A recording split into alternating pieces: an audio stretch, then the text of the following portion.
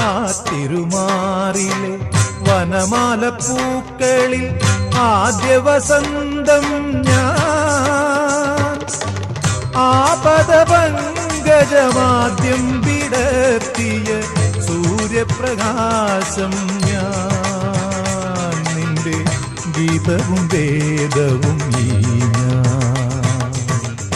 ചന്ദന ചർച്ചിത നീലകളേബരം എന്റെ മനോഹരമേഘം, കായാമ്പൂവിലും എന്റെ മനസ്സിലും കതിർമഴ പെയ്യുന്ന മേഘം, ഇത് ഗുരുവായൂരിലെ മേഘം.